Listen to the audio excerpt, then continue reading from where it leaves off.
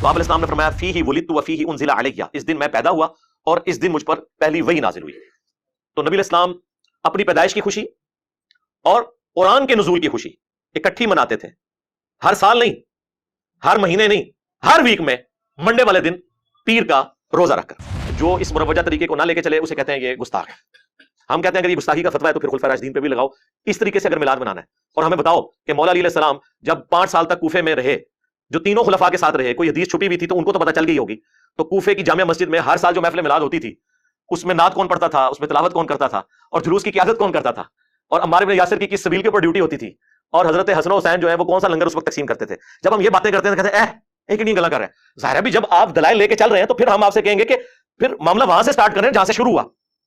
اگر وہاں نہیں ہوا تو آپ ہم پہ گستاخی کے فتوے لگا رہے ہیں۔ وہ کہتے ہیں جی چھوڑ دیں ساری باتیں، 12 ربیع الاول کا دن ہے، 2 گھر ہیں، ایک گھر میں جھنڈیاں لگی ہیں اور نعتوں کی آواز آ رہی ہے، اور دوسرے گھر میں ٹی وی لگا ہوا ہے، لوگ اپنے اپنے کاموں میں ہیں، بتائیں عاشق رسول کون ہے؟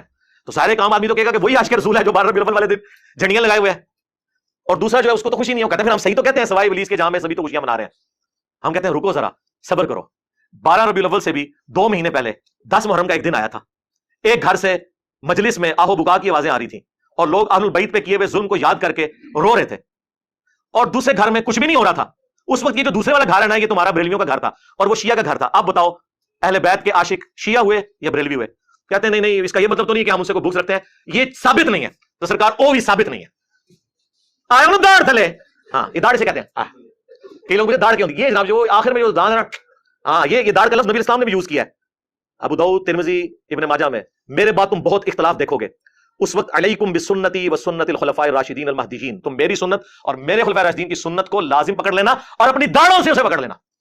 ہم نے سنت بھی داڑھوں سے پکڑی ہے اور ان کے بازوں کو بھی داڑھوں کے نیچے لے کے، وہ کسی اور نیت میں پکڑی ہے، کسی اور نیت میں، الحمدللہ۔ لیکن یہ گرین پگڑی کی وجہ سے ایک عام بندے کو تھوڑا سوچنے کا موقع ملتا ہے کہ اگر کوئی شخص اس لیول تک تھنک آؤٹ آف باکس کرتا ہے کہ ایک خاص فرقے کی نشانی جو سمجھی جاتی ہے بریلوی مکتب کی، وہ اسے اڈاپٹ کرنے میں کوئی تردد محسوس نہیں کرتا، تو اس کی باقی باتیں بھی غور سے سنی جائیں کتاب و سنت کے دلائل کی روشنی میں کہ وہ کیا بات کر رہا ہے۔ تو جامعہ ترمذی کے اندر حدیث موجود ہے، دلائل النبوہ کے اندر موجود ہے کہ نبی علیہ السلام عام الفیل والے سال، جس سال ابراہ کے لشکر کو، ہاتھیوں والے لشکر کو اللہ تعالیٰ نے معجزانہ طور پر تباہ و برباد کیا، اور بیسیکلی یہ اللہ تعالیٰ نے اس سال کو یادگار بنائے اس لیے تھا کہ اس سال نبی علیہ السلام کی پیدائش ہونی تھی۔ ایک بہت بڑا واقعہ تھا، انسانی ہسٹری کا سب سے بڑا واقعہ رسول اللہ کا دنیا میں تشریف لانا ہے صلی اللہ علیہ وآلہ وسلم۔ المستدرک للحاکم میں یہ حدیث موجود ہے، المعجم الکبیر طبرانی میں بھی، کہ نبی علیہ السلام نے فرمایا کہ اللہ تعالیٰ میری امت کو کبھی بھی گمراہی پر جمع نہیں ہونے دے گا، جماعت پہ اللہ کا ہاتھ ہے۔ جماعت سے مراد یہ پارٹیاں نہیں، یعنی پوری امت جس چیز کو صحیح سمجھ رہی ہوگی وہ درست ہوگی۔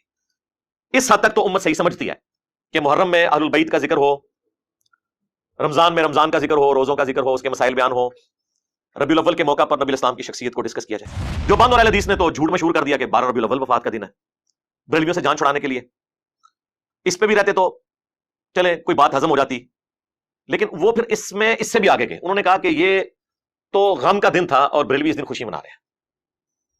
اچھا ادھر تو یہ بات کرتے ہیں، جب ہم 10 محرم کے اوپر اہل البیت کا ذکر کریں تو کہتے ہیں نہیں سوگ تو 3 دن ہوتا ہے، غم منانے کی ضرورت ہی نہیں ہے، تو کسی کی جگہ دیکھ لو وہ یار۔ تو ایک طرف آپ کہتے ہیں غم منانے کی ضرورت نہیں ہے، دوسری جگہ آپ کہتے ہیں یہ تو غم کا دن ہے، اور وہ عجیب سا ایک بڑا دردناک سا میسج بھی وہ فلوٹ کرواتے ہیں جی کہ اس دن مدینے کی گلیوں میں جو ہے وہ غم کی کیفیت تھی صحابہ کرام پہ، اور یہ دیکھو یہ جھنڈیاں لگا رہے ہیں۔ پہلی بات ہے کہ تمہارے کس بندے نے، کس روحانی ابے نے تمہیں یہ پڑھایا کہ نبی علیہ السلام 12 ربیع الاول کو فوت ہوئے ہیں؟ یہ دنیا کی کس کتاب میں لکھا ہوا ہے؟ اس کتاب کا ذرا ہمیں نام بتا دیں، کس حدیث کی کتاب میں، کس سیرت کی کتاب میں یہ بات لکھی ہوئی ہے؟ جھوٹ بولا، اور میں نے بخاری اور مسلم سے ثابت کیا ہے کہ نبی علیہ السلام 12 ربیع الاول کو فوت نہیں ہوئے۔ فالذین آمنوا بہ، پس جو بھی پھر اس نبی پر ایمان لے کر آئے، وعزروہ، اور ان کی عزت کرے، ونصروہ، اور ان کی مدد کرے، واتبعوا النور الذی انزل معہ، اور پیروی کرے اس نور کی جو ان کے ساتھ نازل ہوا، یعنی قرآن، اولئک هم المفلحون، تو ایسے ہی لوگ ہوں گے پھر فلاح پانے والے۔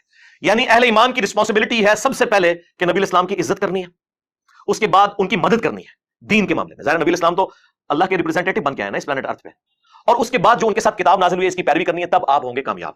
یہ ہے میلاد کا مقصد منانے کا، کہ نبی الاسلام کے مشن کو آپ نے آگے لے کر چلنا ہے۔ جو کام 8 سے 800 سال پہلے اور رسول اللہ کی وفات کے 600 سال بعد شروع ہو، اس کام کو اس طریقے سے نہ کرنے والا گستاخ رسول کیسے ہو سکتا ہے؟ اور اس پر آپ یہ کیسے شعر پڑھ سکتے ہیں کہ سوائے ابلیس کے جہاں میں سبھی تو خوشیاں منا رہے ہیں؟ ویسے تو کہتے ہیں ہم اسے مستحب سمجھتے ہیں، لیکن اس کے ساتھ ایمان جوڑ دیا ہوا ہے، جو چیز شروع 600 سال بعد ہوئی، اور یہ 7ویں صدی ہجری مسلمانوں پہ استاد بن کے ٹوٹی، سنیوں نے تو مسلمانوں پہ یہ ظلم کیا کہ مروجہ طریقہ یہ شروع کیا. شیعہ نے یہ ظلم کیا کہ ایک فاطمی بادشاہ تھا شیعہ کا، سلطان قلاوون، اس نے ایک منت مانی تھی کہ میرا اگر یہ کام ہو گیا تو میں قبر رسول پہ جا کے گنبد رکھ دوں گا.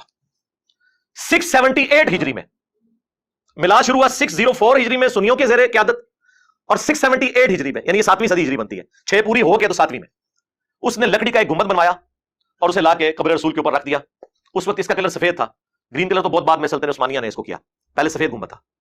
اور جس نے اسے یہ مشورہ دیا وہ بعد میں معزول ہو گیا، اور لوگ یہ کہتے تھے کہ اس کو سزا ملی ہے اس عمل کی. لیکن بعد میں آج یہ حالت ہے کہ سعودی حکومت کی بھی جرت نہیں ہے گنبد خضرا کو ہٹا دے.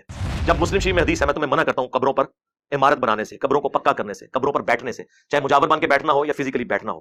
اس کے ہوتے ہوئے کس کی جرت تھی کہ وہ قبر رسول کے اوپر کوئی اس طرح کی عمارت کھڑی کرتا؟ 80 ہجری کے اندر جب ہزاروں صحابہ زندہ تھے، عبد الملک بن مروان بنو امیہ کا جو بادشاہ تھا، اس نے یہ ڈوم آف دا راک بنوایا جس چٹان سے نبی علیہ السلام معراج پہ تشریف لے گئے. قبۃ الصخرہ اسے کہتے ہیں. کتنا بڑا ڈوم ہے، گنبد خضرا سے تو بہت بڑا ہے. وہ اس زمانے میں بنا ہوا ہے. اور اس سے بھی پیچھے آپ چلے جائیں، سیدنا عمر کے زمانے میں جب رومن امپائر آج کا اربوں ڈالر جزیہ دے رہی تھی مسلمانوں کو، تو حضرت عمر تو سونے کا گنبد بنا کے رکھ سکتے تھے. ٹیکنالوجی موجود تھی. آیا صوفیہ نبی علیہ السلام کی پیدائش سے بھی کئی سو سال پہلے کا ہے جو یہ استنبول میں، اس کا ذرا گنبد دیکھیں، گنبد خضرا جیسے درجنوں گنبد اس میں سے نکلتے ہیں. تو ٹیکنالوجی موجود تھی، لیکن صحابہ کرام کو پتا تھا کہ نبی علیہ السلام کی قبر مبارک پہ اس طریقے سے عمارت نہیں بنائی جا سکتی. اب وہ گنبد بنا بعد میں ہے، اور آج اس لیول پہ جو بندہ اس کے بارے میں بولے اسے گستاخ رسول کہتے ہیں. پھر وہ کہتے ہیں، دیکھیں قرآن میں آیا وَأَمَّا بِنِعْمَةِ رَبِّكَ فَحَدِّثْ، اپنے رب کی نعمتوں کا خوب چرچا کرو. تو رسول اللہ سے بڑی کون سی نعمت ہے؟ اس لیے ہم پھر نہ چرچا کرنے کے لیے روڈوں پہ نکلتے ہیں، روڈے بلاک کرتے ہیں تاکہ مریض جو ہے وہ ہاسپٹل نہ پہنچ سکے، بچے اسکولوں اور کالجز تک نہ پہنچ سکے. ظاہر یہی کچھ ہی ہو رہا ہوتا ہے نا. آپ ذرا پنڈے چلے جائیں، پورا ربیع الاول کا مہینہ انہوں نے جلوس نکالنے ہوتے ہیں، ہر روز کوئی نہ کوئی سڑک ایک بلاک کی ہوئی ہوتی ہے انہوں نے. بھائی چاہے 12 ربیع الاول کا جلوس ہو، چاہے 10 محرم کا جلوس ہو، چاہے وہ دیوبندیوں کا 1 محرم کا جلوس ہو، یہ سب کے سب کنٹرول انوائرمنٹ میں ہونے چاہیے. روڈز کو بلاک کرنا، رسول اللہ آج دنیا میں تشریف لے آئے بفرض محال، تو آپ علیہ السلام اس چیز کو پسند فرمائیں گے کہ آپ لوگوں کو تکلیف دے کے یہ سارے اعمال کر رہے ہو؟ یہ بالکل غلط پلی لیتے ہیں. بالکل صحیح حدیث ہے. نبی علیہ السلام نے فرمایا میں اللہ کے ہاں، اس وقت بھی خاتم النبیین لکھا ہوا تھا جب آدم علیہ السلام ابھی مٹی اور پانی کے درمیان تھے. میں دعائے ابراہیم ہوں، میں عیسیٰ کی بشارت ہوں، میں اپنی والدہ کا وہ خواب ہوں جو انہوں نے پیدائش کے وقت دیکھا کہ ان کے لیے ایک روشنی ظاہر ہوئی جس کی وجہ سے شام کے محلات بھی ان پر روشن ہو گئے. وہ کہتے ہیں اس سے لائٹنگ ثابت ہوتی ہے. نبی علیہ السلام کی والدہ محترمہ کو اللہ تعالیٰ نے یہ بشارت دی تھی کہ آپ سے وہ بچہ پیدا ہوگا کہ جس کا دین، جس کی حکومت بالآخر اس وقت کی سب سے بڑی سپر پاور رومن امپائر کو بھی سپرسیڈ کر جائے گی. یہ ایک بشارت تھی.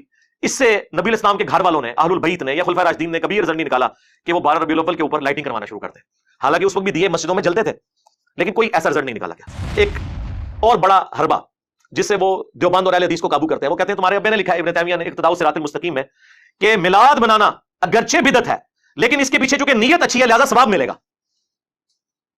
میں جب نیا نیا اہل حدیث کی طرف گیا نا، تو بس یہ چند ایک باتیں تھی جن کی وجہ سے مجھے سمجھ آ گئی کہ آپ فرقہ اڈاپٹ کریں گے تو آپ کی چمڑی اترے گی. تو مجھے آج بھی یاد ہے، میں وہ اہل حدیث کی مسجد میں بیٹھا ہوا، یہ 2008 کی بات کر رہا ہوں، آج سے 14 سال پہلے.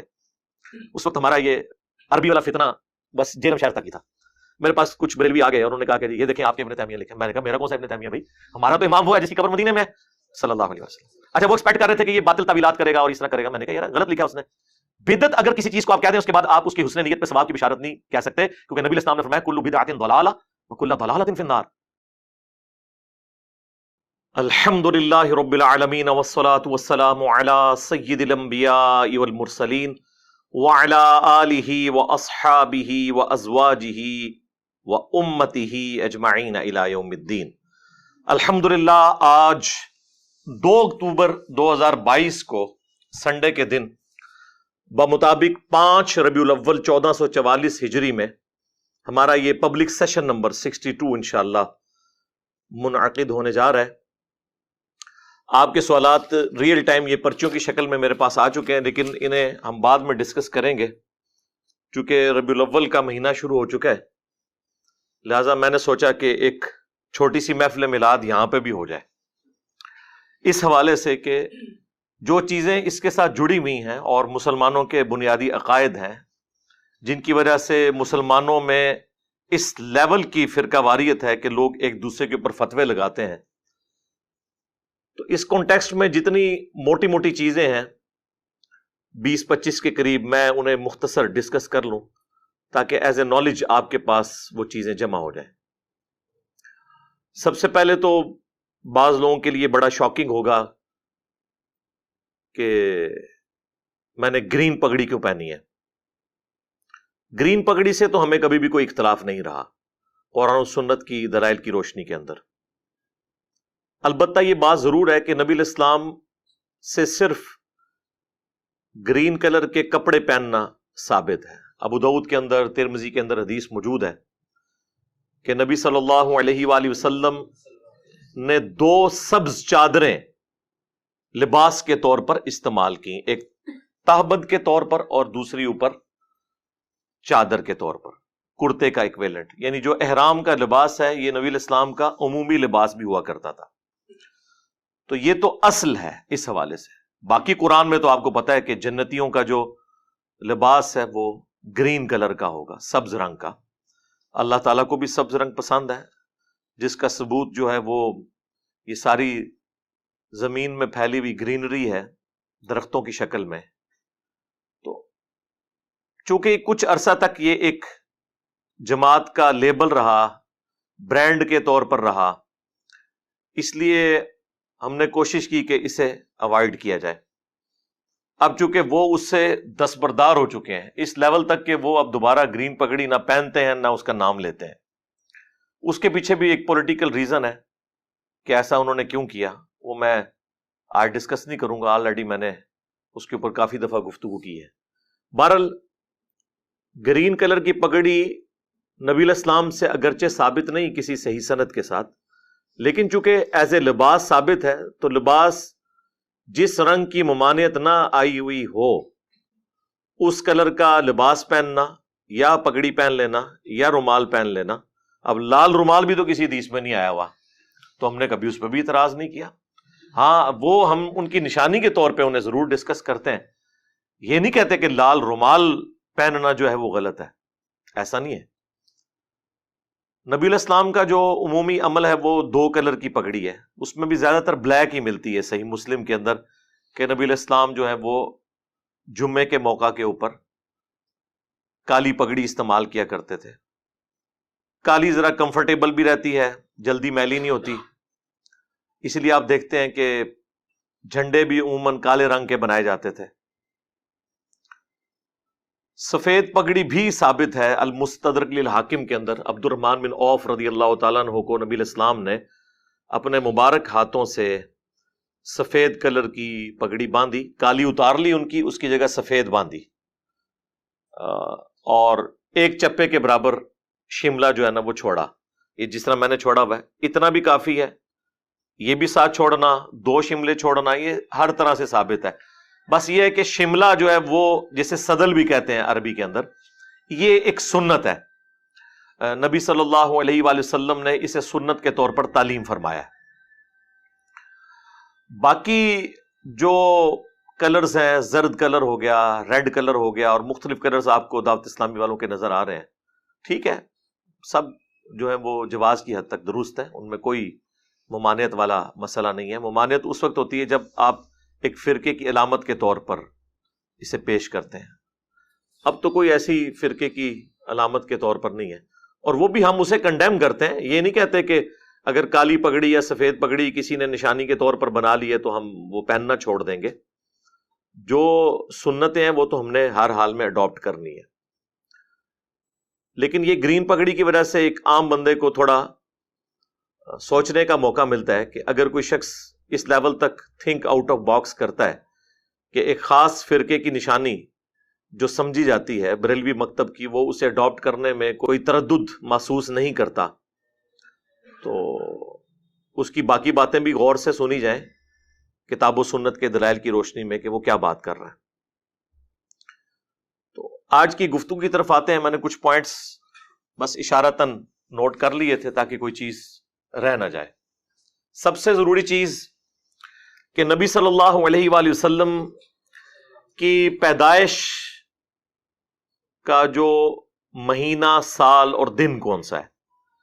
دیکھیں عیسوی اعتبار سے جو اس وقت چل رہا ہے، جسے اے ڈی بھی ہم کہتے ہیں، اینو ڈومینی، ایئر آف دا لارڈ، یعنی حضرت عیسیٰ علیہ السلام کی پیدائش کا سال.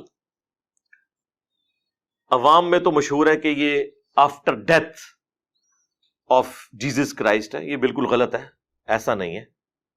اس کا مطلب ہے لیٹن زبان کا یہ ورڈ ہے ایئر آف دا لارڈ، آقا کی پیدائش کا سال. اب چونکہ زیادہ تر ایتھیزم کا زور ہے، بلکہ ایتھیزم بھی نہیں کہنا چاہیے، سیکولرزم، جس میں مذہب کی کوئی اتنی امپورٹنس نہیں ہے، تو اس کے ایکویلنٹ انہوں نے ایک ورڈ اب ڈیوائز کیا ہے، سی ای، کامن ایرا، اور B C E, before common era, یہ کامن ایرا بھی ہم بول دیتے ہیں اردو میں. ویسے جو شروع سے چل رہا تھا وہ اے ڈی اور بی سی تھا، بیفور کرائسٹ اور اے ڈی اینو ڈومینی، یعنی جس سال حضرت عیسیٰ پیدا ہوئے. تو ہمیں یہ فخریہ طور پر اے ڈی لفظ کو یوز کرنا چاہیے، اس کا تعلق ایک پیغمبر کے ساتھ ہے. اس اعتبار سے نبی الاسلام کی جو پیدائش کا سال ہے وہ 571 ہے، جو آج 2 اکتوبر 2022 ہے. تو یہ جو ہمارا سن عیسوی چل رہا ہے، اس میں نبی الاسلام کی پیدائش کا سال 571 اے ڈی ہے، بمطابق 22 اپریل، جو کیلکولیشن سے پتا چلتا ہے.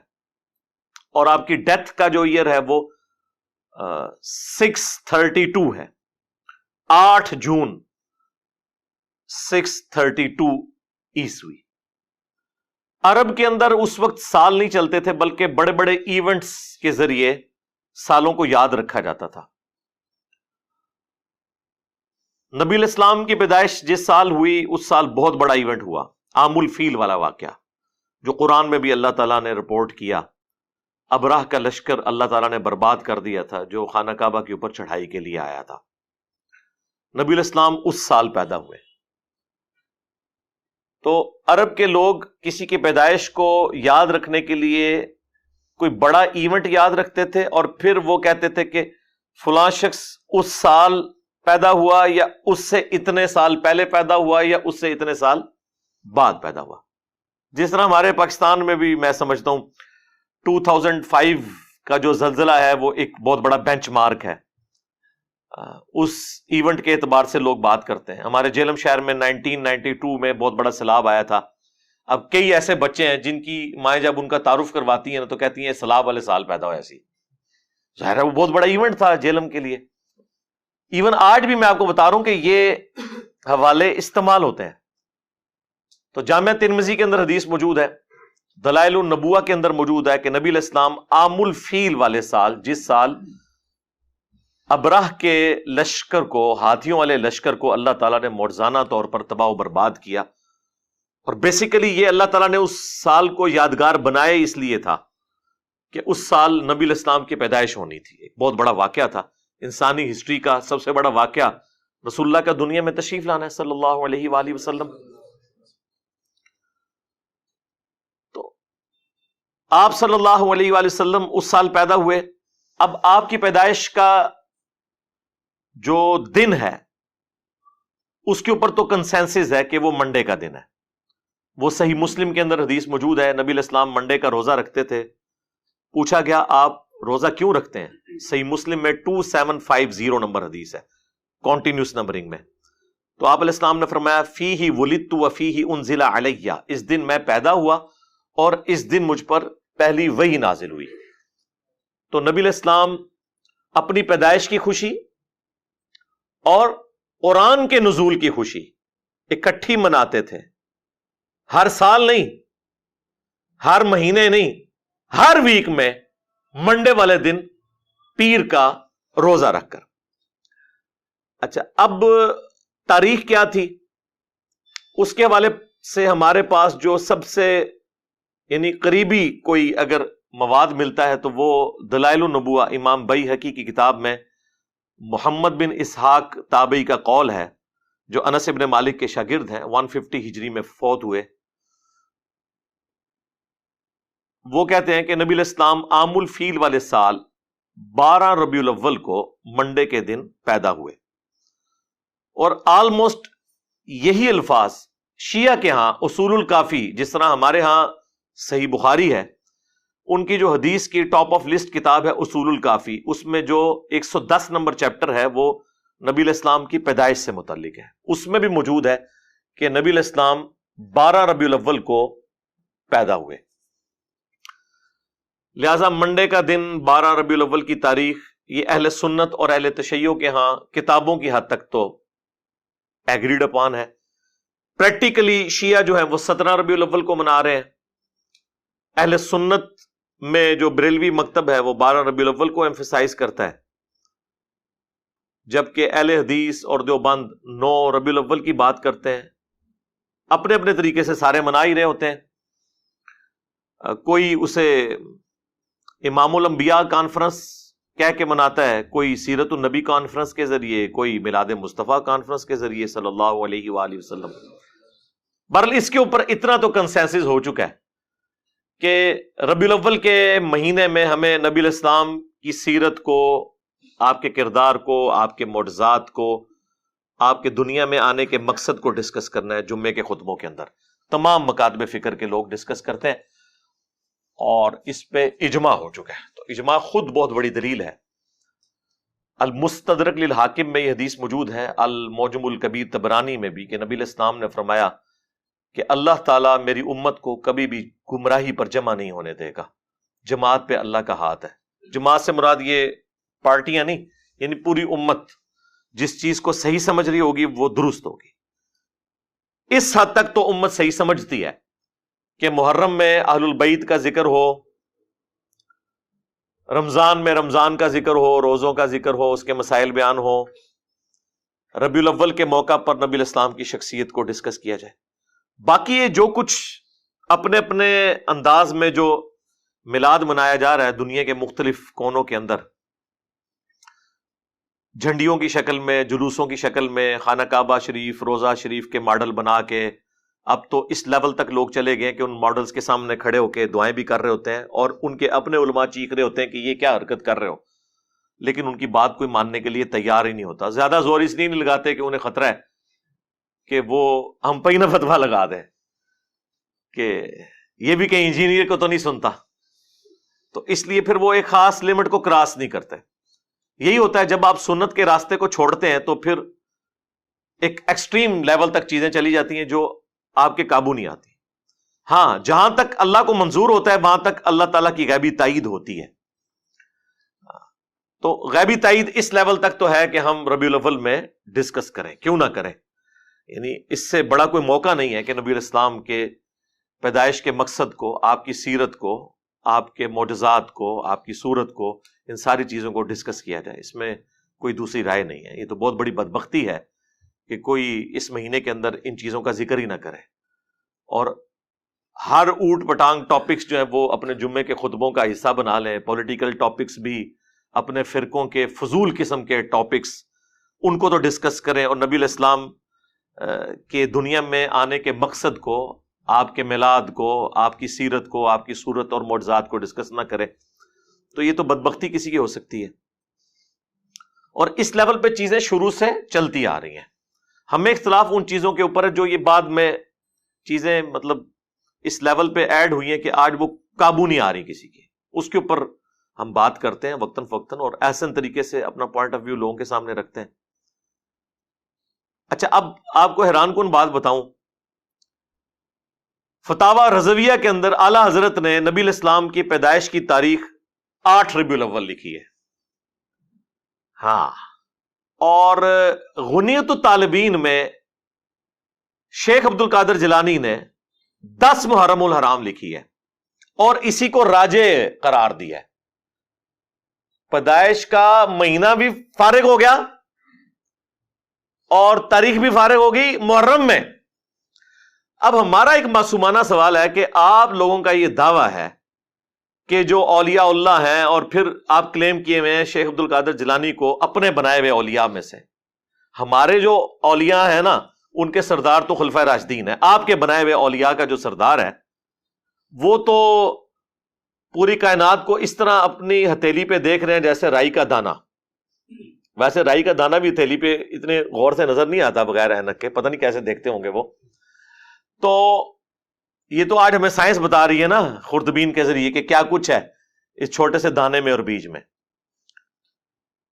تو عبد القادر جیلانی کو اپنے نبی کی پیدائش کا نہ مہینہ پتہ لگا نہ تاریخ پتہ چلی، جو کہ حدیث کی کتابوں میں موجود تھی۔ دلائل النبوہ امام بیہقی کی لکھی ہوئی حدیث کی کتاب ہے۔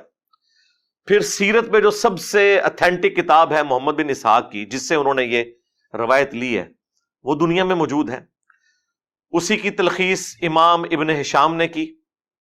ابن اسحاق 150 ہجری میں فوت ہوئے، یہ 232 ہجری کے اندر۔ ابن ہشام، سیرت ابن ہشام بڑی مشہور ہے، وہ اسی کی تلخیص کی گئی۔ اب یہ اردو زبان میں بھی آ چکی ہوئی ہے۔ ان کے اندر یہ چیزیں موجود تھی، لیکن ان لوگوں کا علم غیب تو یہاں سے فارغ کرے نا، کہ ان کو تو پتہ ہی نہیں چلا۔ صرف علم غیب فارغ نہیں ہوگا، علم دین بھی فارغ ہوگا، کہ ہمارے بچوں کو تو پتہ ہے کہ دلائل النبوہ، اب دلائل النبوہ حدیث کی جو کتاب ہے وہ شیخ عبد القادر جیلانی کی پیدائش سے پہلے دنیا میں موجود تھی، اور سیرت ابن شام تو بہت ہی پرانی تھی، اور سیرت ابن اسحاق تو اس سے بھی پہلے تھی۔ تو یہ تو کہتے ہیں وہ بہت بڑے عالم دین تھے، تو انہوں نے یہ حدیث کی کتابیں نہیں پڑھی ہوئی تھی۔ اب ان کے پاس آخری اربا پتہ کیا ہوتا ہے؟ وہ ہو سکتا ہے جی یہ انہوں نے کتاب ہی نہ ہوئے۔ ہاں، اسی بھی یہی چاہنے ہیں کہ اتنے ہی آؤ، یہ ساری کتاباں کرو دریا برد اور قرآن و سنت ہوتے آ جاؤ، چھڈو انہوں نے۔ لیکن کتابیں خالی فارغ نہیں ہوں گی۔ ہاں، if there is no کشف al Mahjub there is no Ali bin Usman Hujwiri, if there is no Al Muhannad Al Mufannad there is no دیوبندیت۔ ہاں، انہی کتابوں میں تو یہ فرقے کھڑے ہوئے ہیں۔ اگر یہ کتابیں فارغ ہوں گی تو یہ صرف کتابیں نہیں فارغ ہوں گی، اپنے اپنے بابے بھی نہ لے کے ڈبڑ گیاں۔ ہاں، اسی لیے تو ان کتابوں کا دفاع کرتے ہیں۔ یہ انہیں پتہ ہے کہ اگلا سٹیپ ہم سے انہوں نے یہ بنوانا ہے کہ اچھا کتاباں فارغ تھے، بابے بھی فارغ، حالانکہ بابے تو فارغ ہو گئے، انہیں کتاباں دی روشنی سے فارغ ہو گئے۔ یہ اس طرح کی چیزیں یعنی پبلک میں چونکہ چل رہی ہوتی ہیں، اس لیے میں نے اسے ڈسکس کیا۔ ڈاکٹر ذاکر نائک نے کئی سال پہلے ایک لیکچر دیا تھا، سملیرٹیز بٹوین ہندوازم اینڈ اسلام۔ اس میں انہوں نے ہندوؤں کی کتاب کلکی پرانا سے یہ ثابت کیا تھا کہ اس میں بھی جو آخری کلکی آئیں گے، آخری اوتار آئیں گے نبی صلی اللہ علیہ وآلہ وسلم، وہ بہار کے مہینے کے دوسرے عشرے کی دوسری تاریخ کو پیدا ہوں گے، اور ربیع الاول، ربیع جو ہے وہ بہار کو ہی کہا جاتا ہے، اس کا دوسرا عشرہ اور اس کی دوسری تاریخ 12 ربیع الاول ہی بنتی ہے۔ اب نبی الاسلام کی وفات کا دن دیوبند اور اہل حدیث نے تو جھوٹ مشہور کر دیا کہ 12 ربیع الاول وفات کا دن ہے، بریلویوں سے جان چھڑانے کے لیے۔ اس پہ بھی رہتے تو چلے کوئی بات ہضم ہو جاتی، لیکن وہ پھر اس میں اس سے بھی آگے گئے۔ انہوں نے کہا کہ یہ تو غم کا دن تھا اور بریلوی اس دن خوشی منا رہے ہیں۔ اچھا، ادھر تو یہ بات کرتے ہیں، جب ہم 10 محرم کے اوپر اہل البیت کا ذکر کریں تو کہتے ہیں نہیں، سوگ تو 3 دن ہوتا ہے، غم منانے کی ضرورت ہی نہیں ہے، کسی ایک جگہ کھلو وہ یارا۔ تو ایک طرف آپ کہتے ہیں غم منانے کی ضرورت نہیں ہے، دوسری جگہ آپ کہتے ہیں یہ تو غم کا دن ہے، اور وہ عجیب سا ایک بڑا دردناک سا میسج بھی وہ فلوٹ کرواتے ہیں جی کہ اس دن مدینے کی گلیوں میں جو ہے وہ غم کی کیفیت تھی صحابہ کرام پہ، اور یہ دیکھو یہ جھنڈیاں لگا رہے ہیں۔ پہلی بات ہے کہ تمہارے کس بندے نے، کس روحانی ابے نے تمہیں یہ پڑھایا کہ نبی علیہ السلام 12 ربیع الاول کو فوت ہوئے ہیں؟ یہ دنیا کی کس کتاب میں لکھا ہوا ہے؟ اس کتاب کا ذرا ہمیں نام بتا دیں، کس حدیث کی کتاب میں، کس سیرت کی کتاب میں یہ بات لکھی ہوئی ہے؟ جھوٹ بولا۔ اور میں نے بخاری اور مسلم سے ثابت کیا ہے کہ نبی علیہ السلام 12 ربیع الاول کو فوت نہیں ہوئے۔ بڑا سمپل سا فارمولہ ہے، میں نے اپنے زمانے بریلویت میں ایک ریسرچ پیپر لکھا تھا، وہ آج بھی ہماری ویب سائٹ پہ ریسرچ پیپر نمبر 12 کے نام سے اپلوڈڈ ہے۔ وہ اس لیے اپلوڈڈ ہے کہ وہ اس وقت بھی درست لکھا ہوا تھا، اس کا یہ والا حصہ آج تک ویلڈ ہے، نہ اس وقت کوئی وہابی جواب دے سکا اہل حدیث یا دیوبندی، نہ آج کوئی دے سکا۔ سمپل فارمولہ ہے، بخاری اور مسلم دونوں میں حدیث ہے کہ نبی صلی اللہ علیہ وآلہ وسلم کی ڈیتھ منڈے والے دن ہوئی۔ وہ جو پورا واقعہ ہے، حضرت ابوبکر صدیق نماز پڑھا رہے تھے تو نبی علیہ السلام نے حجرے کا پردہ ہٹایا، اور صحابہ کرام کہتے ہیں ہم شوق دیدار میں قریب تھا کہ نماز توڑ کر آپ کی طرف متوجہ ہوتے کئی دن سے آپ کی زیارت نہیں ہوئی تھی، تو نبی علیہ السلام نے یوں اشارہ کیا اور کہا کہ اپنی نماز مکمل کرو، اور آپ واپس چلے گئے. اور اس حدیث کے اینڈ پہ الفاظ ہے کہ وہ منڈے کا دن تھا اور اسی دن پھر آپ چاشت کے وقت دنیا سے تشریف لے گئے.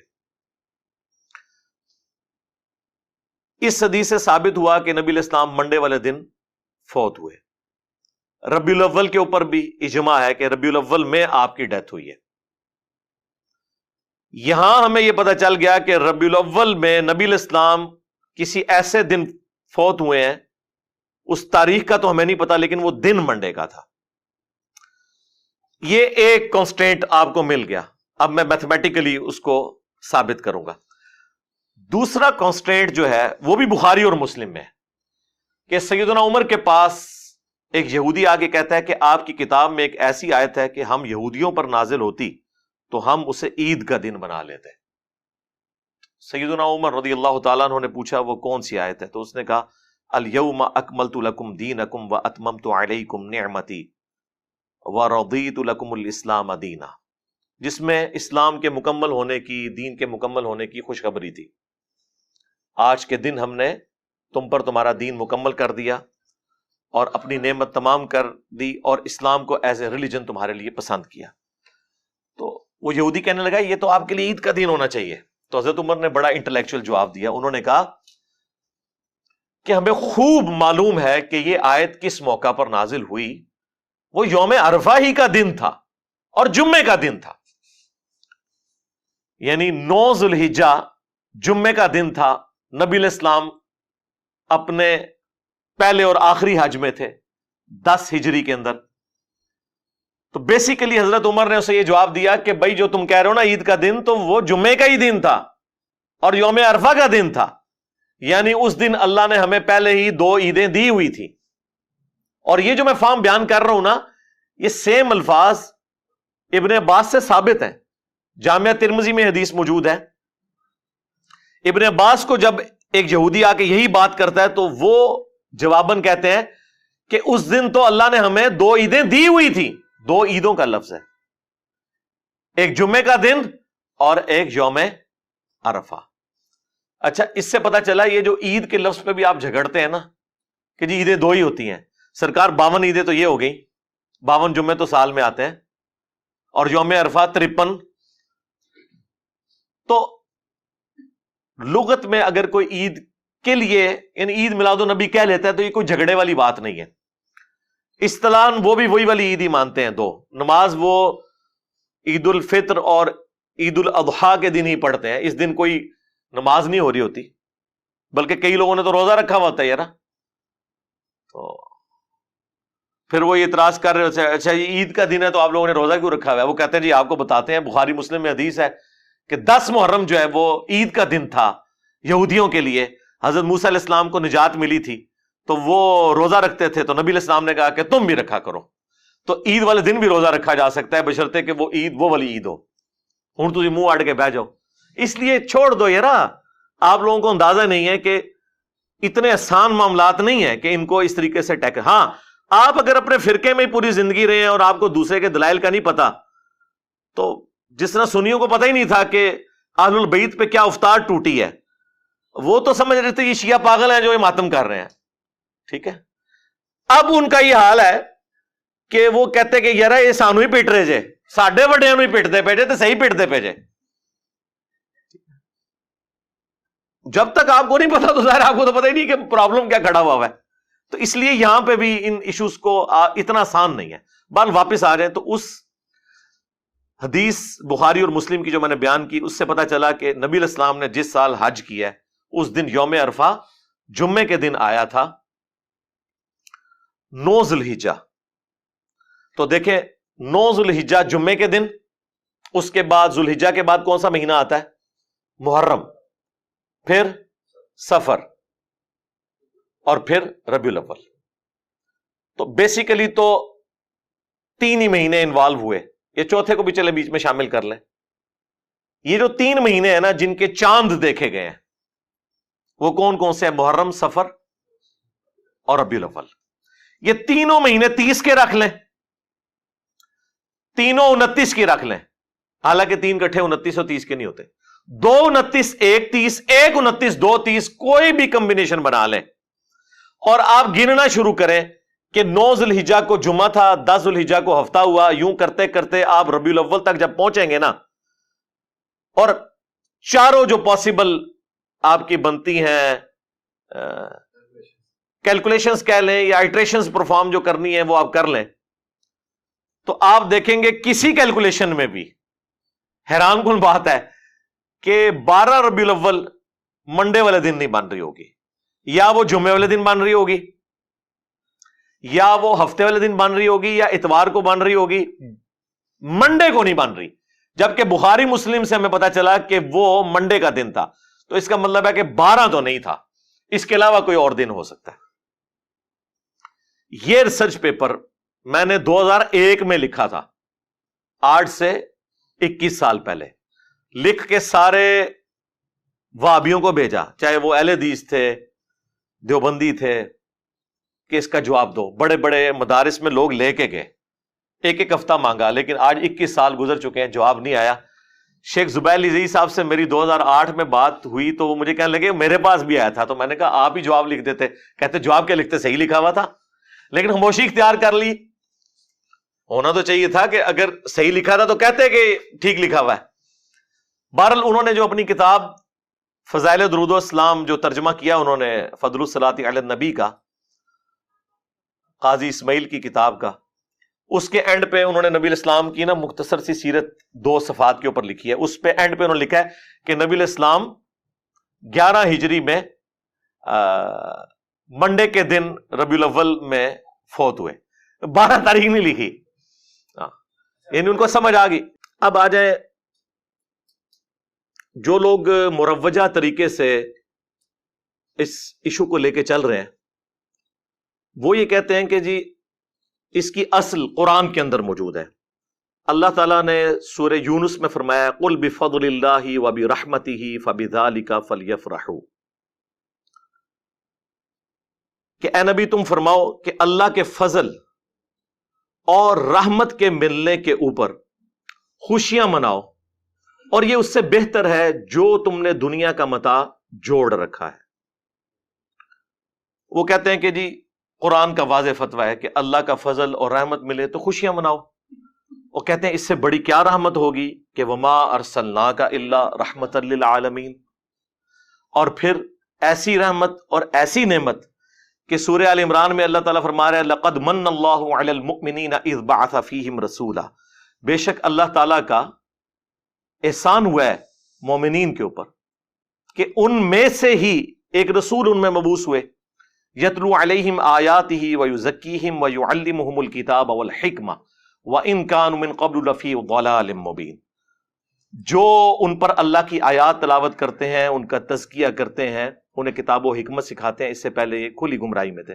تو کہتے ہیں کہ یہ اللہ نے وہ احسان کیا جسے قرآن میں احسان کے طور پر بیان کیا ہے، لہٰذا احسان بھی ہے، رحمت بھی ہے، اور قرآن کہہ رہا ہے کہ اللہ کے فضل اور رحمت کے اوپر خوشیاں مناؤ۔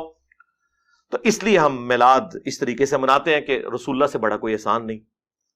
ہم کہتے ہیں رکو ذرا، صبر کرو، بالکل ٹھیک کہہ رہے ہو، لیکن اس طریقے پر مناؤ جو نبی الاسلام نے تعلیم فرمایا ہے۔ صحیح مسلم میں فیہ ولدت وفیہ انزل علیہ، پوچھا گیا پیر کے روزے کے بارے میں، فرمایا اس دن میں پیدا ہوا اور اس دن مجھ پر پہلی وحی نازل ہوئی۔ تو نبی الاسلام نے جشن قرآن اور جشن میلاد منڈے کا روزہ رکھ کر منایا ہے۔ اور مزے کی بات بتاؤں، یہ سورہ یونس کی جو آیات ہے نا، یہ اسپیسیفکلی نزول قرآن کے بارے میں ہے۔ یا ایھا الناس قد جاءتکم موعظۃ من ربکم، یہاں سے یہ سٹارٹ ہوتا ہے، اے لوگو بے شک تمہارے پاس اللہ کی طرف سے واضح و نصیحت والی کتاب نازل ہو گئی جو دلوں کو لگے ہوئے روگ کا علاج ہے اور رحمت ہے مومنین کے لیے۔ پھر ساتھ اللہ نے فرمایا قل بفضل اللہ وبرحمتہ، اللہ کے فضل اور رحمت کے اوپر خوشیاں مناؤ۔ یہ اسپیسیفکلی قرآن کے بارے میں تھا۔ اب آپ اس کو جوڑ لیں صحیح مسلم کی حدیث کے ساتھ کہ نبی الاسلام نے قرآن اور اپنی پیدائش کی خوشی کو جمع کیا اور فرمایا فیہ ولدت وفیہ انزل علیہ، اس دن میں پیدا ہوا اور اس دن مجھ پر پہلی وحی نازل ہوئی۔ جشن قرآن اور جشن میلاد یہ اکٹھے نبی الاسلام نے منائے۔ مجھے بتائیں جو اسپیسیفکلی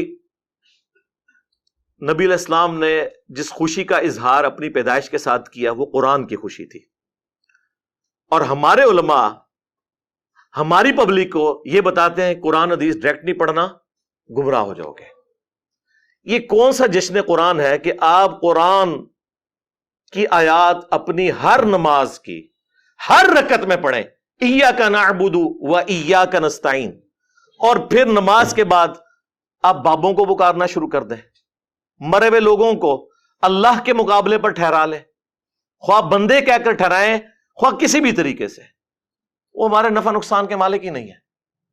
تو جشن قرآن پریکٹیکلی یہ ہے کہ آپ اس توحید کے اوپر چلیں، اور جشن رسول یہ ہے کہ آپ نبی علیہ السلام کی عظمت اپنے دل میں بٹھائیں اور اس کے بعد نبی علیہ السلام کی جو دعوت ہے اس کو آگے لے کر چلیں۔ یہ ہے کام کرنے کا، اور یہ بات میں اپنی طرف سے نہیں کر رہا۔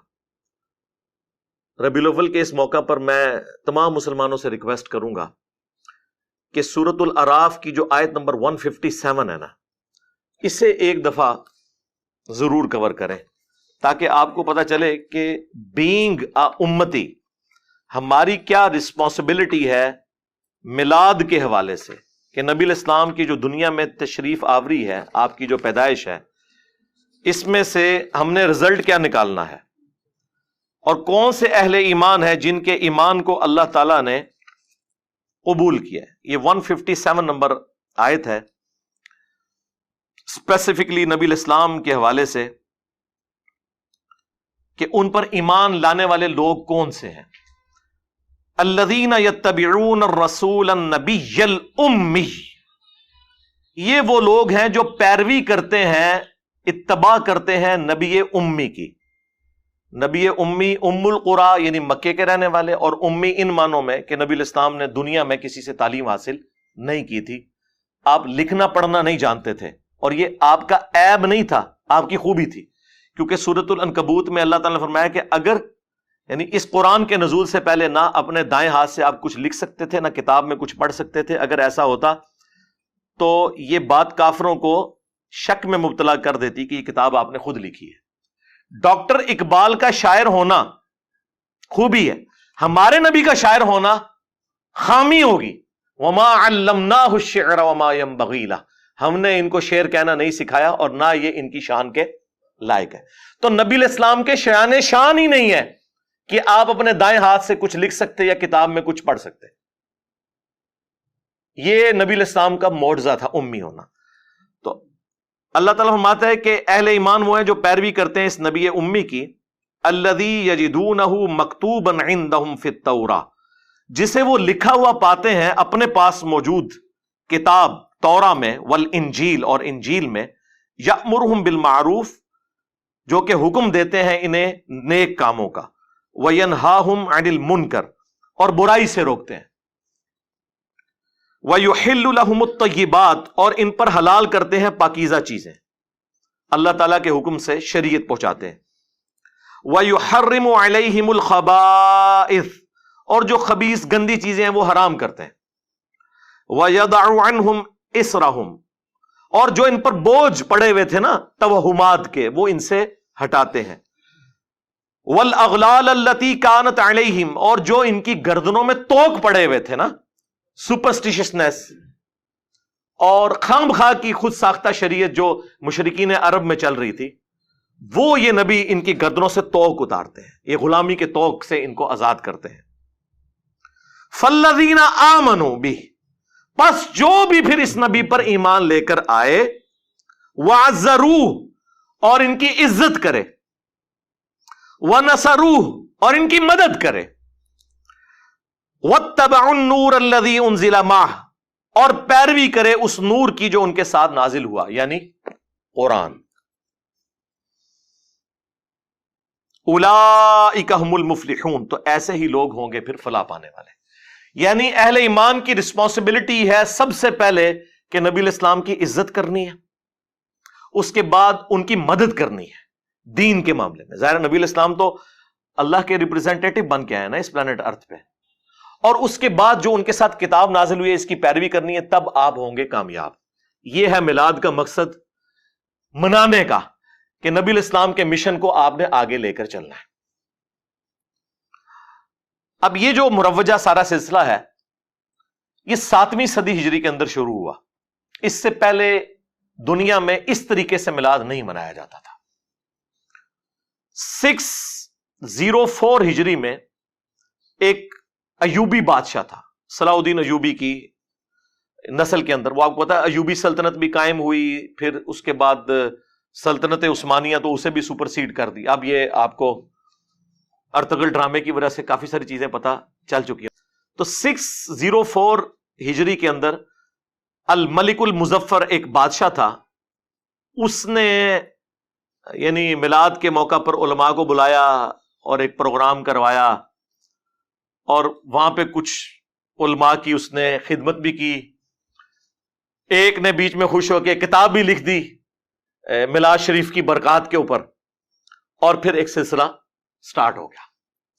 یعنی آج سے آلموسٹ آپ سمجھ لیں 800 سال پہلے، یعنی پہلے 600 سال میں یہ مروجہ طریقہ نہیں تھا.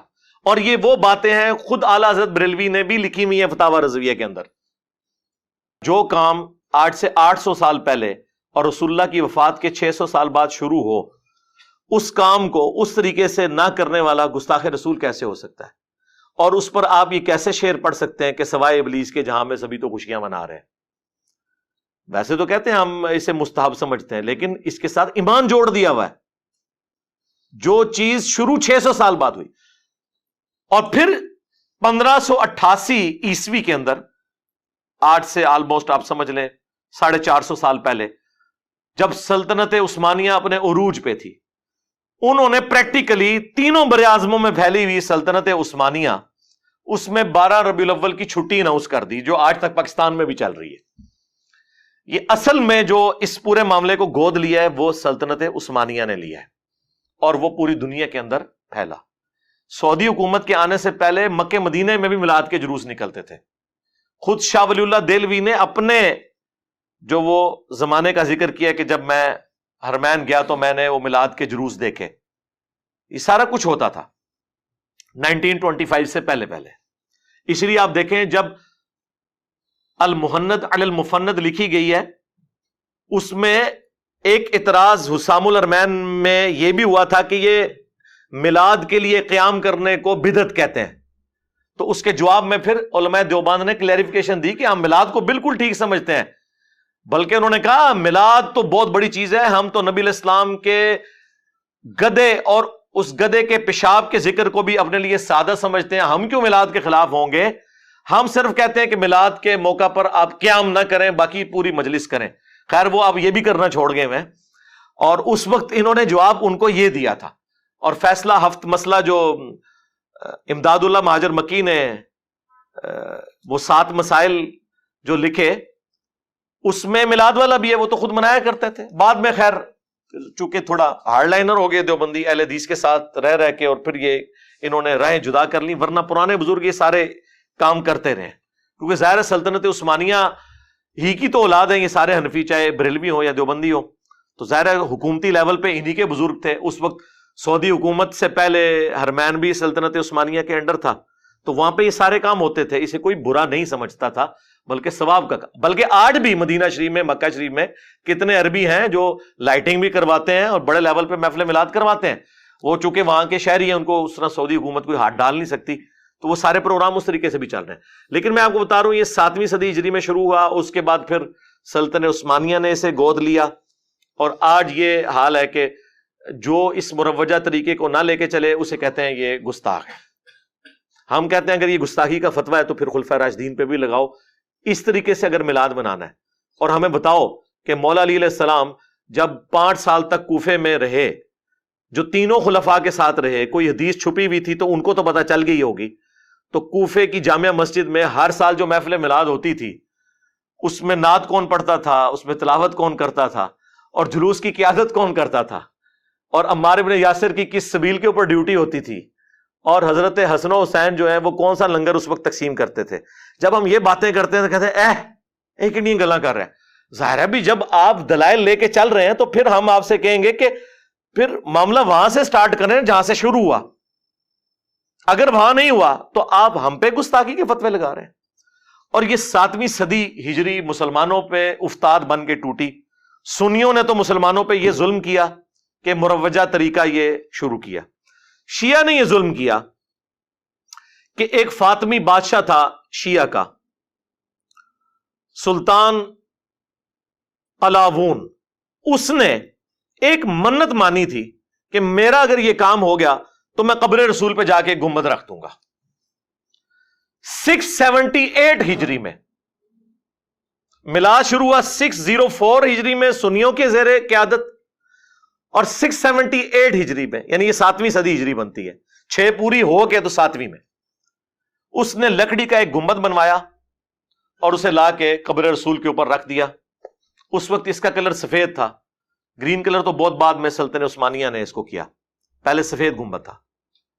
اور جس نے اسے یہ مشورہ دیا وہ بعد میں معزول ہو گیا، اور لوگ یہ کہتے تھے کہ اس کو سزا ملی ہے اس عمل کی. لیکن بعد میں آج یہ حالت ہے کہ سعودی حکومت کی بھی جرت نہیں ہے گنبد خضرا کو ہٹا دے. حالانکہ جب انہوں نے اس وقت مزارات ختم کیے تھے، یہ کہتے ہیں مزارات شہید کیے تھے. بھئی شہید وہ چیز ہوتی ہے جو اپنی اصل میں قرآن و سنت سے ثابت ہو. جب مسلم شریف میں حدیث ہے، میں تمہیں منع کرتا ہوں قبروں پر عمارت بنانے سے، قبروں کو پکا کرنے سے، قبروں پر بیٹھنے سے، چاہے مجاور بن کے بیٹھنا ہو یا فزیکلی بیٹھنا ہو. اس کے ہوتے ہوئے کس کی جرت تھی کہ وہ قبر رسول کے اوپر کوئی اس طرح کی عمارت کھڑی کرتا؟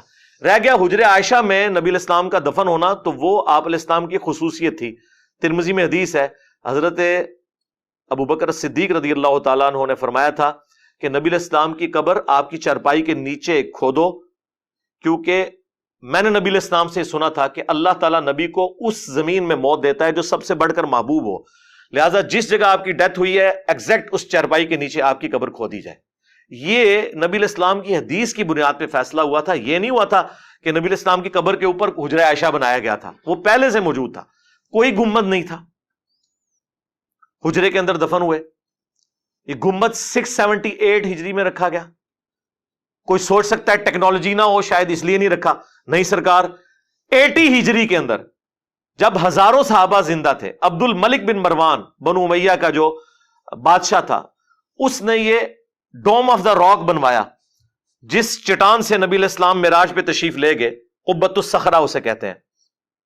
کتنا بڑا ڈوم ہے، گنبد خضرا سے تو بہت بڑا ہے. وہ اس زمانے میں بنا ہوا ہے.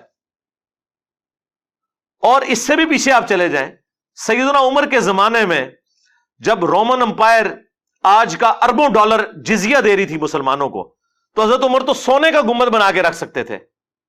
ٹیکنالوجی موجود تھی. آیا صوفیہ نبی علیہ السلام کی پیدائش سے بھی کئی سو سال پہلے کا ہے، جو یہ استنبول میں اس کا ذرا گنبد دیکھیں، گنبد خضرا جیسے درجنوں گنبد اس میں سے نکلتے ہیں. تو ٹیکنالوجی موجود تھی، لیکن صحابہ کرام کو پتا تھا کہ نبی علیہ السلام کی قبر مبارک پہ اس طریقے سے عمارت نہیں بنائی جا سکتی. اب وہ گنبد بنا بعد میں ہے، اور آج اس لیول پہ جو بندہ اس کے بارے میں بولے اسے گستاخ رسول کہتے ہیں. اور اس گنبد کے بارے میں وہ لوگ بھی بات نہیں کر سکتے جو مزارات کے خلاف بولتے ہیں، ان کی بھی جرت نہیں ہے. وہ زیادہ زیادہ کہتے ہیں نہیں یہ نبی علیہ السلام کی خصوصیت ہے. یہ کہہ کے لوگوں کو خاموش کرواتے ہیں. بھئی آپ کی خصوصیت کیسے ہو گئی؟ جو چیز صحابہ تابعین تبع تابعین نے کی نہیں، 7ویں صدی ہجری میں ہوئی، وہ خصوصیت کہاں سے؟ اسی وجہ سے جو محدث اعظم تھے سعودیہ کے، شیخ ناصر الدین البانی، ویسے تو البانیہ کے تھے، یہاں پہ بعد میں شفٹ ہوئے، وہ آخری وقت تک ان کی سعودی حکومت سے یہی جھگڑا تھا کہ گنبد ہٹاؤ یہاں سے. ان کو خود نکلنا پڑ گیا سعودیہ کی سرزمین سے، حرمین سے، اس کی پاداش میں. اور یہاں پہ وہ جناب ہمارے وہ بھولے بالے طارق جمیل صاحب بتا رہے ہیں کہ جی یہ گنبد خضرا جو ہے علماء دیوبند نے بچایا. انہوں نے کہا تھا کہ جناب وہ یہ اس پہ اجماع ہو چکا ہے اور یہ ہو چکا ہے، انہوں نے خط لکھا. وہ کس کے کہنے میں میرے بھائی؟ وہ خود ادھر کے علماء نے کہا تھا کہ یہ بہت بڑا ایک ریونج کھڑا ہو جائے گا. اور انہوں نے کہا کہ دیکھیں بخاری مسلم میں حدیث ہے، اے عائشہ تیری قوم نئی نئی جہالیت سے نہ پھری ہوتی تو میں حتیم کو توڑ کر خانہ کعبے کی باؤنڈری میں داخل کر دیتا اور ابراہیمی بنیادوں پہ کھڑا کر لیتا. لیکن نبی الاسلام نے اس کو ان اٹینڈڈ چھوڑ دیا، وہ آج تک باہر ہے. بیچ میں ایک دفعہ عبداللہ ابن زبیر نے اندر کیا، پھر حجاج نے توڑ کے باہر کر دیا، وہ ایک سلسلہ ہوا. لیکن اوورآل نبی الاسلام نے بھی فتنے کے ڈر کی وجہ سے ایک معاملے کو نہیں کیا. تو علماء عرب نے اس حدیث کی پلی لیتے ہوئے کہا کہ نہیں، اور پھر اب جب اب گنبد اتاریں گے تو پھر نبی الاسلام کی اس حوالے سے بھی بے حرمتی ہو سکتی ہے قبر کی، کہ قرآن میں واضح حکم ہے لا ترفعوا اصواتکم فوق صوت النبی، نبی کی آواز سے بھی اپنی آواز کو بلند نہیں کرنا. اور جن لوگوں کے دلوں کو اللہ نے تقوی کے لیے چنا ہے ان کی اللہ نے نشانی بیان کی ہے کہ وہ رسول اللہ کی بارگاہ میں اپنی آوازوں کو پست رکھتے ہیں. صحابہ کرام کے بارے میں یہ، حضرت ابوبکر عمر کے بارے میں یہ آیت نازل ہوئی تھی، صحیح بخاری میں آتا ہے، جب وہ آپس میں جھگڑ پڑے اور حضور سے ان کی آواز بلند ہوگی. اور عبداللہ ابن ابی ملیکہ کہتے ہیں قریب تھا کہ اس مخلوق کے دو بہترین لوگ برباد ہو جاتے جب رسول اللہ کی بارگاہ میں انہوں نے انجانے میں اپنی آواز بلند کر دی، اور وہ ابوبکر عمر تھے. اس کے بعد بخاری کے الفاظ ہیں حضرت عمر اتنا آہستہ بولتے تھے کہ حضور کہتے تھے مجھے آواز نہیں آ رہی، اونچا بولو، اتنا ڈر گئے. پھر اللہ تعالیٰ نے اگلی آیات نازل کی، ان الذین یغضون اصواتهم عند رسول اللہ، بے شک جو لوگ اپنی آوازوں کو پست رکھتے ہیں رسول اللہ کے حضور، یہ وہ لوگ ہیں جن کے دلوں کو اللہ نے تقوی کے لیے چن لیا ہے، ان کے لیے مغفرت اور اجر عظیم ہے. اور یہ ساری آیات آج بھی روزہ شریف کے اوپر لکھی ہیں. اب تو خیر انہوں نے بڑا چوڑا کر دیا، ایک انہوں نے ختم نبوت والی آیت لکھ دی ہے، ما کان محمد ابا احد من رجالکم ولکن رسول اللہ وخاتم النبیین. سینٹر میں انہوں نے وہ لکھی ہے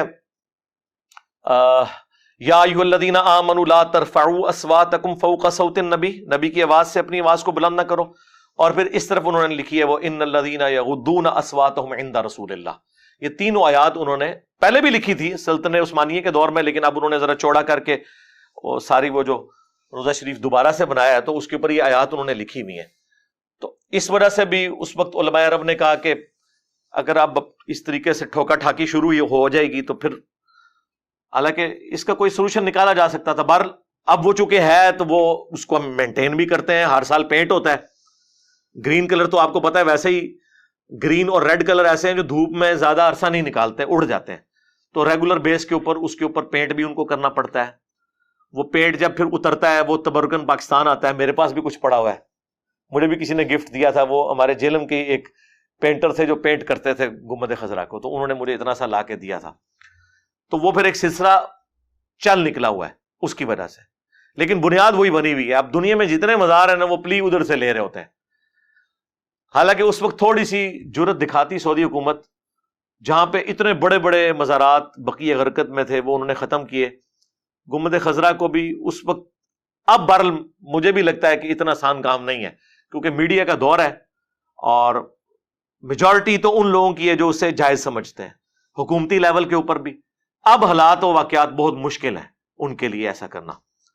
بہرحال یہ میں نے آپ کو بتایا کہ 7ویں صدی ہجری کے اندر ایک میلاد کا تحفہ سنیوں نے مسلط کیا اس امت کے اوپر، اور یہ گنبد خضرا کا تحفہ شیعہ نے مسلط کیا، جو آج تک اس کا بوجھ یہ امت اٹھائی پھر رہی ہے اس حوالے سے کہ جو اس کے بارے میں کوئی جائز بات بھی کرتا ہے الٹا اس کے اوپر گستاخی کا فتویٰ لگا دیتے ہیں.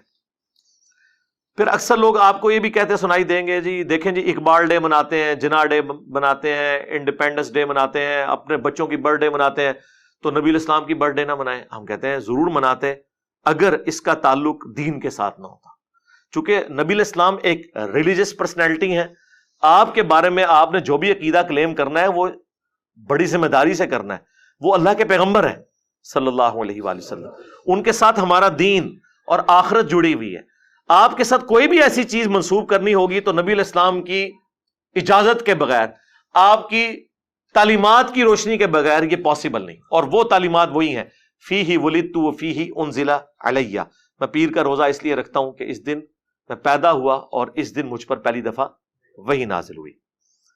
اچھا بعض لوگ پھر وہ پلی لیتے ہیں، دیکھیں جی جدید دور ہے، اس میں یہ طریقے اڈاپٹ کیے جاتے ہیں. ہم دیکھیں گستاخانہ فلمیں اور کارٹون پہ پلے کارڈ اٹھاتے ہیں، تو یہ بھی طریقہ آپ نے اڈاپٹ کیا ہوا ہے. مسجد میں قالین، اے سی، پنکھے، لائٹنگ، تو ہم میلاد کی لائٹنگ نہیں کر سکتے.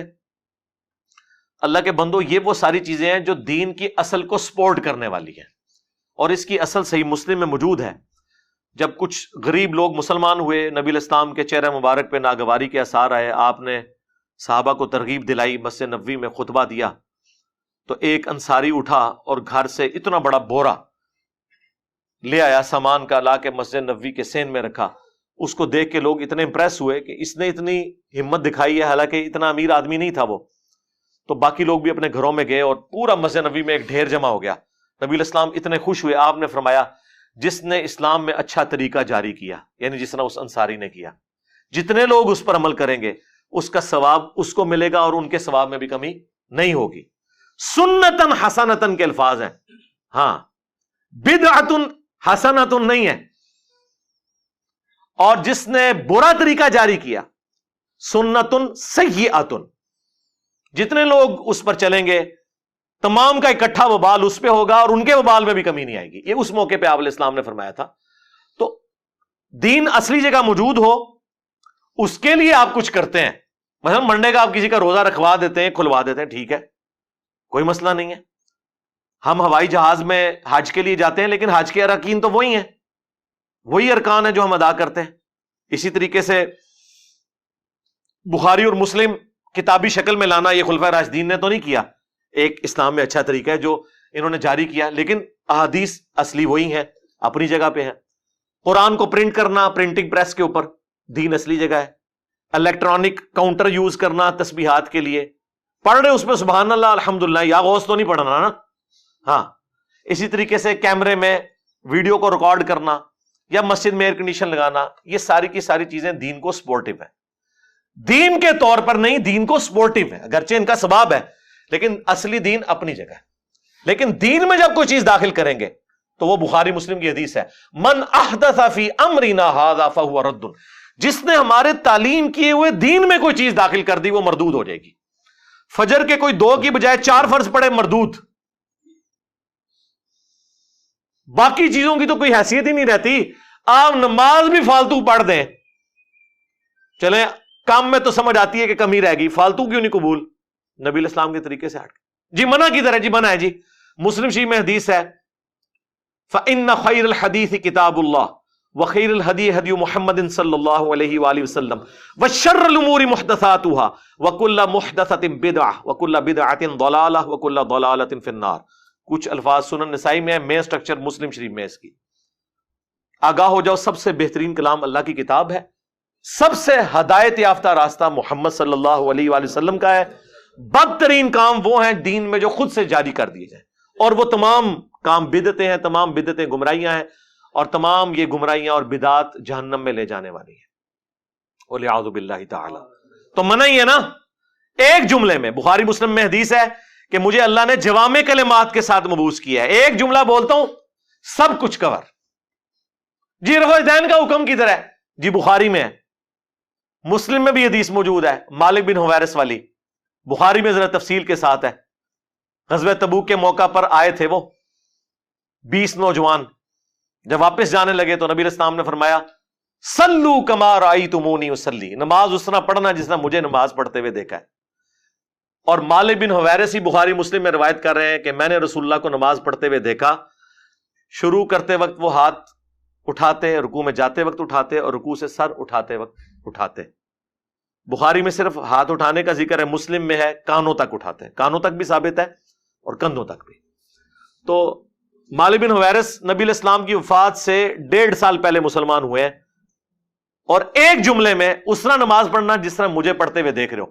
اب جو عمل نبی علیہ السلام نے کیا ہے وہ عمل جب وہ رپورٹ کر رہے ہیں تو اس میں شامل ہے. جی حکم کدھر ہے؟ حکم موجود ہے بخاری کے اندر, بلکہ جلسہ استراحت بھی روایت کیا ہے مالک بن حویرث نے بخاری میں کہ وہ پہلی رکعت میں اور تیسری رکعت میں اس وقت تک کھڑے نہیں ہوتے تھے قیام کے لیے جب تک کہ وہ بیٹھ نہ جائیں.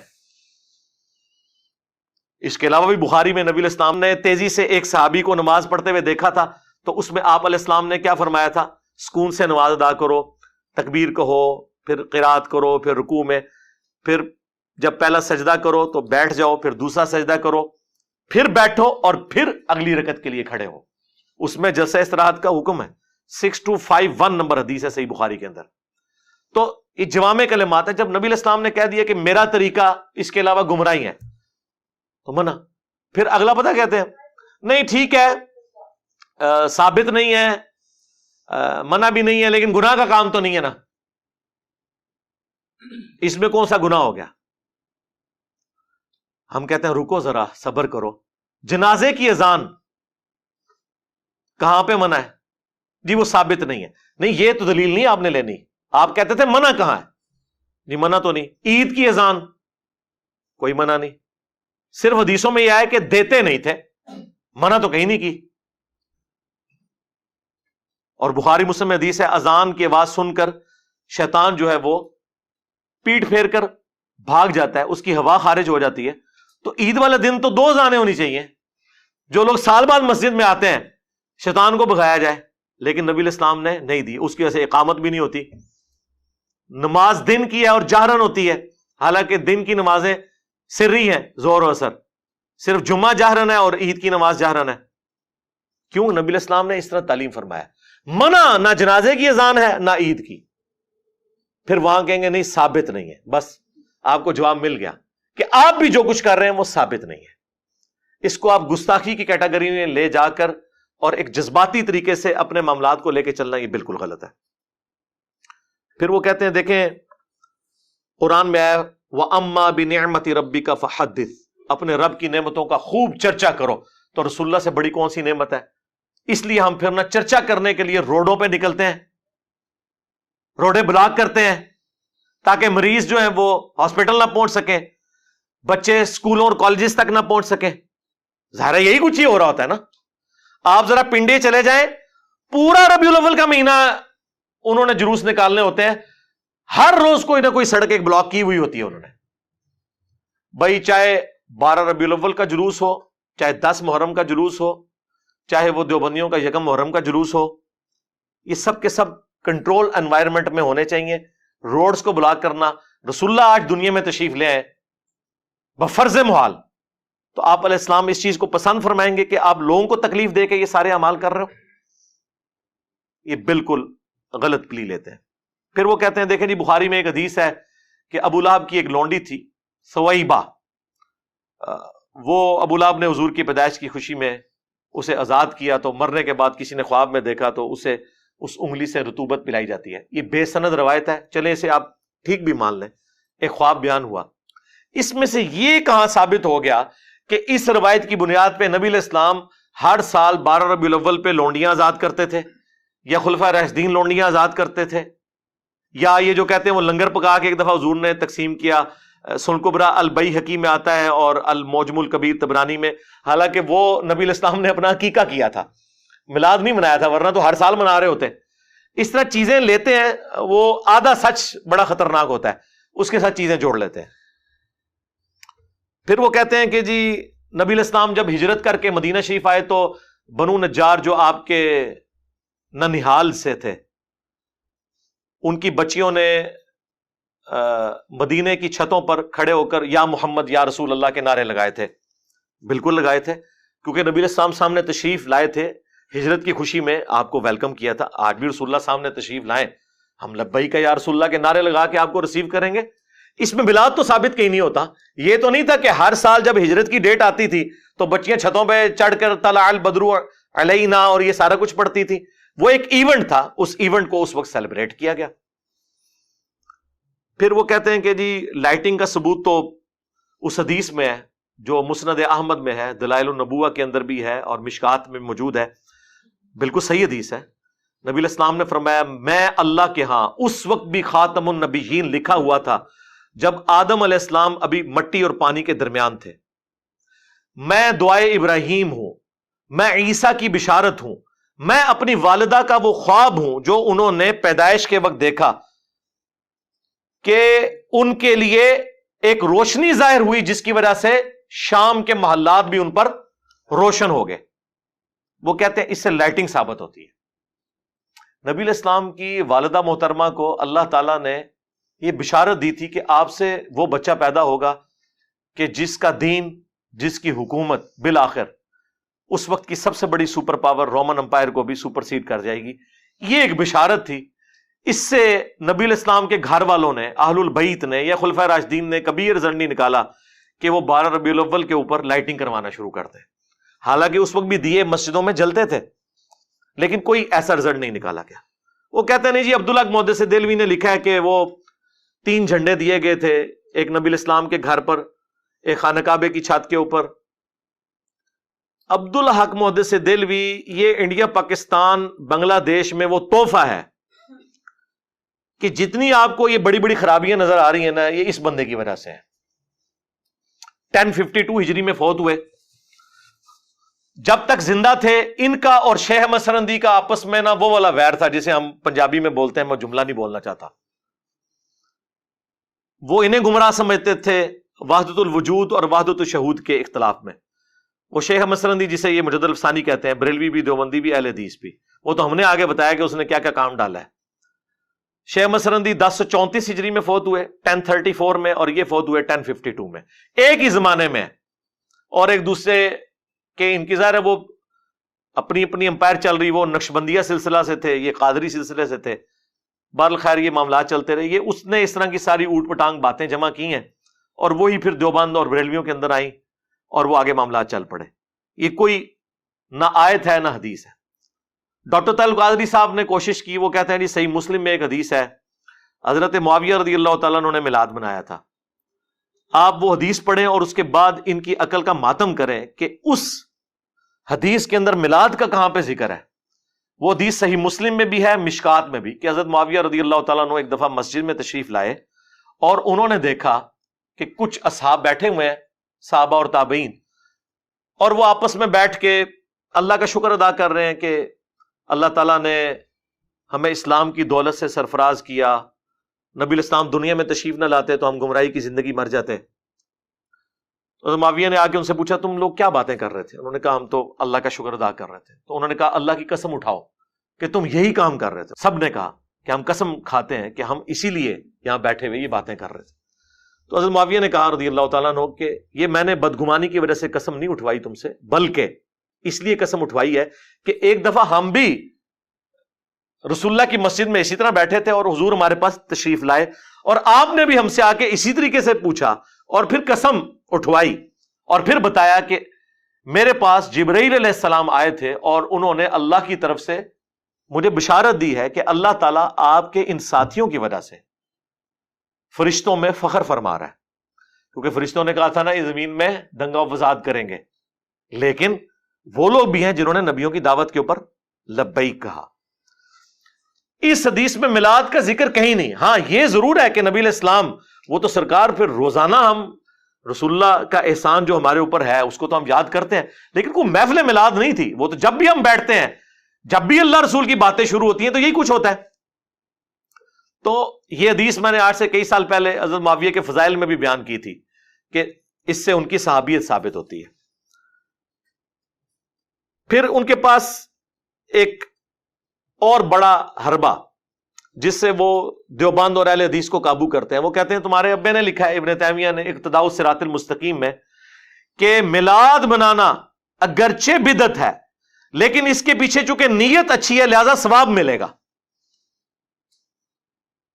میں جب نیا نیا اہل حدیث کی طرف گیا نا تو بس یہ چند ایک باتیں تھی جن کی وجہ سے مجھے سمجھ آ گئی کہ آپ فرقہ اڈاپٹ کریں گے تو آپ کی چمڑی اترے گی۔ تو مجھے آج بھی یاد ہے، میں وہ اہل حدیث کی مسجد میں بیٹھا ہوا، یہ 2008 کی بات کر رہا ہوں، آج سے 14 سال پہلے۔ اس وقت ہمارا یہ عربی والا فتنہ بس جیلم شہر تک ہی تھا۔ میرے پاس کچھ بریلوی آ گئے اور انہوں نے کہا کہ جی یہ دیکھیں آپ کے ابن تیمیہ لکھے۔ میں نے کہا میرا کون سا ابن تیمیہ بھائی، ہمارا تو امام وہ ہے جس کی قبر مدینے میں ہے صلی اللہ علیہ وسلم۔ اچھا وہ ایکسپیکٹ کر رہے تھے کہ یہ باطل تعویلات کرے گا اور اس طرح کرے گا۔ میں نے کہا یار غلط لکھا ہے اس نے۔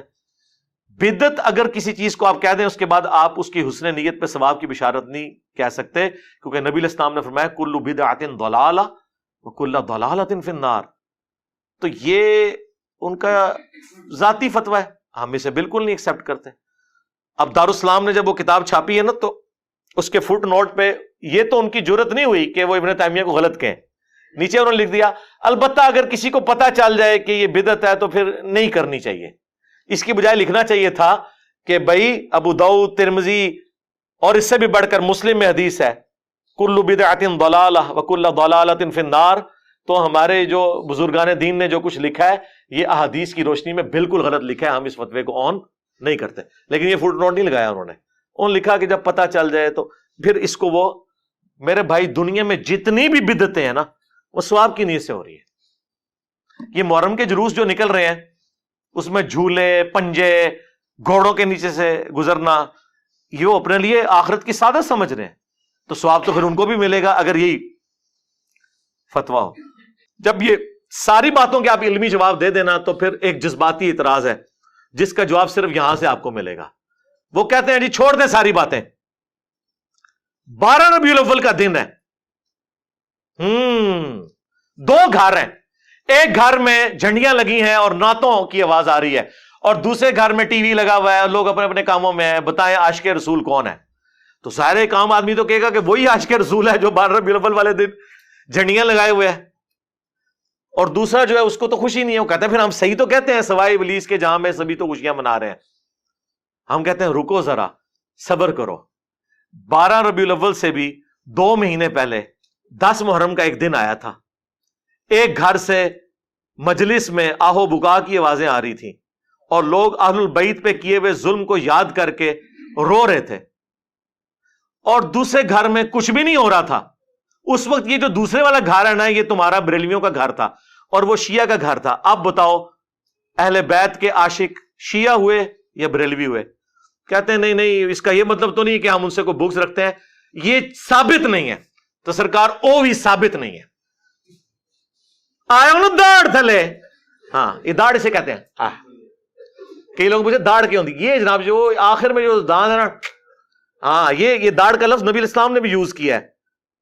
ابو داؤد, ترمذی, ابن ماجہ میں میرے بعد تم بہت اختلاف دیکھو گے, اس وقت علیکم بسنتی و سنت الخلفاء الراشدین المہدیین, تم میری سنت اور میرے خلفاء راشدین کی سنت کو لازم پکڑ لینا اور اپنی داڑھوں سے اسے پکڑ لینا. ہم نے سنت بھی داڑھوں سے پکڑی ہے اور ان کے بابوں کو بھی داڑھوں کے نیچے لے کے, وہ کسی اور نیت میں پکڑی ہے, کسی اور نیت میں, الحمدللہ. تو یہ آخر ان کے پاس حل یہی رہ جاتا ہے کہ آپ کو ایکسپلائٹ کرتے ہیں. پھر آپ اسی ڈاکٹرن میں جب ان کو جواب دینا, پھر ان کو اندازہ ہوتا ہے کہ یار کسی کے اوپر گستاخی اہل بیت کا فتویٰ لگانا, گستاخ رسول کا فتویٰ لگانا ان باتوں کے اوپر جو دین میں موجود نہیں, جہاں پہ ہو آپ بالکل فتویٰ لگائیں. اگر ہم کوئی مس بہیو کرتے ہیں, کوئی اہل بیت کی گستاخی کرتا ہے, ان کی شان کو کم کرتا ہے, لگائیں فتویٰ. کوئی نبی علیہ السلام کی گستاخی کرتا ہے, آپ ضرور فتویٰ لگائیں. لیکن وہ کام جن کاموں کو شروعی بعد میں کیا حکومتی لیول پہ آپ کے بادشاہوں نے, ان کی بنیاد پہ آپ لوگوں کے اوپر فتوے لگائیں, تو اپنی اداؤں پر غور کریں. صلو علی محمد وآل محمد, اللہم صلی علی محمد وعلی آل محمد واصحاب محمد وازواج محمد وامت محمد اجمعین الی یوم الدین.